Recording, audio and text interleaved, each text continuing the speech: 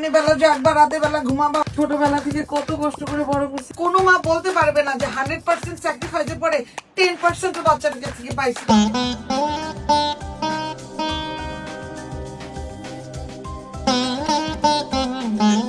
জীবনের কঠিন বাস্তবতাকে যিনি সামাজিক মাধ্যম ও পর্দায় তুলে ধরেছেন অবলীলায়, বুনেছেন নানা জীবন ঘনিষ্ঠ গল্প, সেই তরুণ কন্টেন্ট ক্রিয়েটর ও অভিনেত্রী কায়না কাইসার পৃথিবীর সব আয়োজন শেষ করে পাড়ি জমিয়েছেন না ফেরার দেশে। ভারতে চিকিৎসাধীন অবস্থায় শুক্রবার দিবাগত রাতে তিনি মৃত্যুবরণ করেন।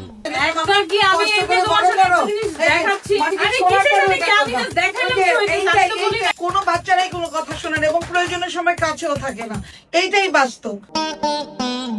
চেন্নাইয়ে কায়নার সাথে ছিলেন মা ও তার ছোট দুই ভাই। রোববার মেয়ের নিথর দেহ নিয়ে ঢাকায় ফিরছেন মা লোপা কাইসার। দুপুরে সামাজিক যোগাযোগ মাধ্যমে একটি আবেগঘন পোস্টে তিনি লিখেছেন, জীবনের অনেক বড় বড় পরীক্ষা হাসি মুখে পার করেছি। কখনো কারো কাছে কিছু চাইনি, কারো অপকার করিনি, সবসময় চেষ্টা করেছি মানুষের উপকার করতে। আজ আমার মেয়েকে ছাড়া জীবনের ভার কিভাবে বয়ে বেড়াবো আমি জানি না। আপনারা আমাকে শিখিয়ে দিন আমি কিভাবে আমার মেয়ের কাছে যাব। Cut your coat according to your clothes. Cut your dress according to your clothes.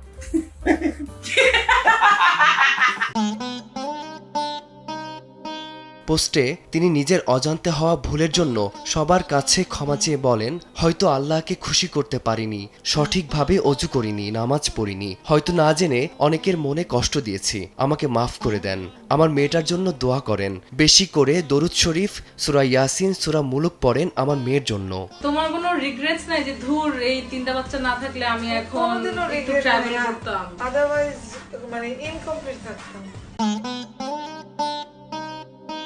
পারিবারিক সূত্রে জানা যায়, প্রথমে জ্বরে আক্রান্ত, পরে শরীরে সংক্রমণ ছড়ানোর পাশাপাশি হেপাটাইটিস এ এবং ই জনিত জটিলতায় তার লিভার ফেইলিওর দেখা দেয়। ঢাকার একটি বেসরকারি হাসপাতালে লাইফ সাপোর্টে রাখার পর উন্নত চিকিৎসার জন্য তাকে চেন্নাই নেওয়া হয়। সেখানে চিকিৎসকেরা প্রথমে তার ফুসফুসের চিকিৎসা শুরু করেছিলেন এবং লিভার ট্রান্সপ্লান্টের প্রস্তুতিও চলছিল, কিন্তু সব চেষ্টা ব্যর্থ করে দিয়ে চলে গেলেন এই তরুণ প্রতিভা। পরিবার জানিয়েছে, রোববার বাদ মাগরিব রাজধানীর বনানীর ডিওএইচএস কেন্দ্রীয় মসজিদে কায়নার প্রথম জানাজা অনুষ্ঠিত হবে। এরপর বাদ এশা বনানীর দরবার শরীফে হবে দ্বিতীয় জানাজা। একই দিন রাত 10টায় সর্বস্তরের মানুষের শ্রদ্ধা নিবেদনের জন্য তার মরদেহ নেওয়া হবে কেন্দ্রীয় শহীদ মিনারে। সোমবার বাদ ফজর মুন্সিগঞ্জের আবদুল্লাপুরে কায়নার মায়ের দেওয়া মসজিদের জায়গার পাশেই চিরনিদ্রায় শায়িত করা হবে কায়না কাইসারকে। ফারদিন মাঝহার, সময় সংবাদ, ঢাকা।